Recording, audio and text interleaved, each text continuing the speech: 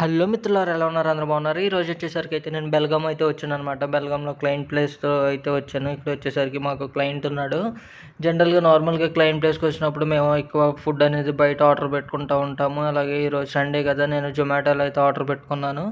జొమాటోలో వచ్చేసరికి నేను food item, rice items ఏమున్నాయని చెప్పి అయితే సెర్చ్ చేయడం జరిగింది. ఇక్కడ వచ్చేసరికి మనకి అతిరాజ్ కిచెన్ అని చెప్పి అయితే ఇక్కడ మనకి కేరళ స్టైల్ చికెన్ రైస్ అని చెప్పి అయితే ఉందన్నమాట. ఎలా ఉందో అని చెప్పి అయితే చూడడం జరిగింది. సో ఇక్కడ వచ్చేసరికి రేటింగ్ అయితే బాగుంది.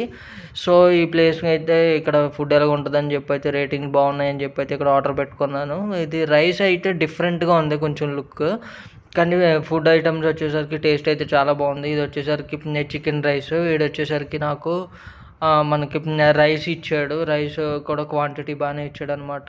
అట్లీస్ట్ రైస్ కర్రీస్ వచ్చేసరికి 3 కర్రీస్ ఇచ్చాడు. బెండకాయ కర్రీ ఇచ్చాడు. చికెన్ రోస్ట్ అయితే పెట్టుకున్నాను. చికెన్ రోస్ట్, బెండకాయ కర్రీ, సాంబారు, మజ్జిగ చారు అయితే ఇచ్చాడు. చికెన్ రోస్ట్ అయితే చాలా బాగుంది, క్రిస్పీగా రోస్టీగా ఉందన్నమాట. ఈ రైస్ డిఫరెంట్గా ఉండటంతో కొంచెం నాకు టేస్ట్ కూడా బాగా అనిపించింది అనమాట.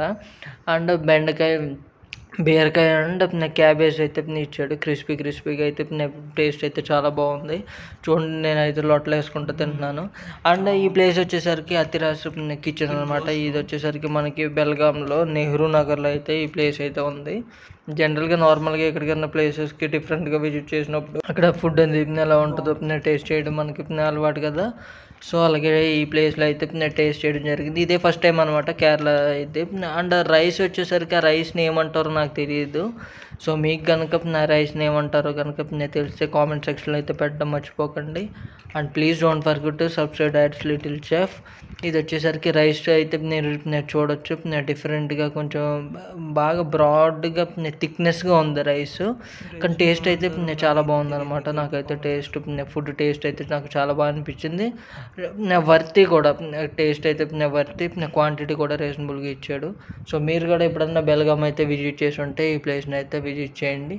And please don't forget to subscribe Dad's Little Chef. Thank you.